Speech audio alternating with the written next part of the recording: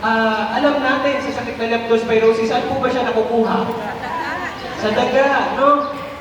Tuwing tag-ulan po, kapag tayo ay lumululusong sa baha, mataas po ang ating tsansa magkaroon ng sakit na leptospirosis, no?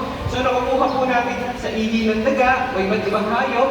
Ano pa? Sa mga baha po, kung tayo ay lulusong sa baha, especially kung tayo po ay may mga sugat. So maaari po siyang pasukan ng mikrobyo. Ito pong leptospirosis is dulot po ng bakterya na tinatawag na leptospira. Kung sakaling tayo ay magka-leptospirosis, sa tingin niyo po ba, kailanganin po ba ng antibiotic since bacterial infection po siya? Yes. Po, no? So hindi po siya viral infection, bacterial infection po siya, kaya kailangan po ng antibiotic. Yan.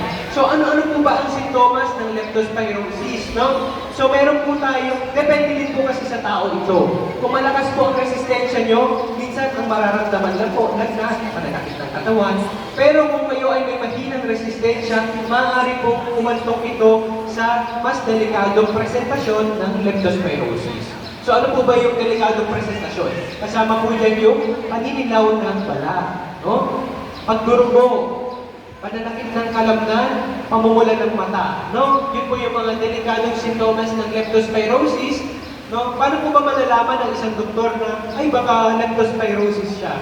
Base po sa clinical history and history of exposure sa baha, no? Kung kayo po ay lumusong sa baha, no? At makaranas ng trangkaso, maaari po kayong dumiretso na po agad sa doktor upang mabigyan po kayo ng tamang gamot, no? Ngayon po, yung may mga individuals po na lumulusong talaga sa baha dahil hindi may iwasan, especially po sa mga rescue team na lumulusong talaga sa baha para tulungan po yung mga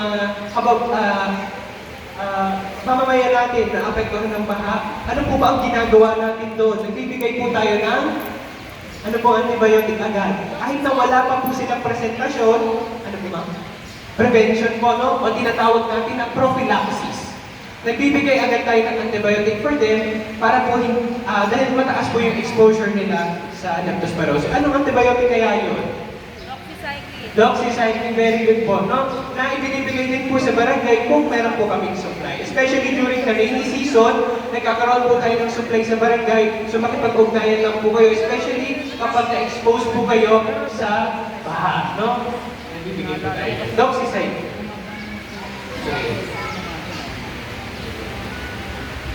So yun po. Siyempre, paano may iwasan? Of course, iwasan po natin magkaroon ng contact sa baha po. Yun po yung number one na way para may iwasan po natin na magkaroon ng leptospirosis. Iwasan niyo pong lumusog sa baha, iwasan niyo pong, yun po, supuin po natin yung mga daga sa ating paligid, gumamit po tayo ng bote kung sakaling tayo ay lulusog sa baha. No? Yes. And of course, maliit na bagay po, pero may malaking impact sa ating community. Mas maging responsable po tayo sa pagtapon ng basura. No? Dahil ano po ba yung maaaring mangyari kung hindi po tayo responsable sa pagtapon ng basura? Maaari po siyang pumaraan sa mga kanal, nasa nilang pagbaha. No? Maliit po na bagay, pero malaki po ang impact sa ating komunidad. May tanong pa po ba sa leptospirosis bago po tayo tumungo sa ating susunod na sakit? Wala na po?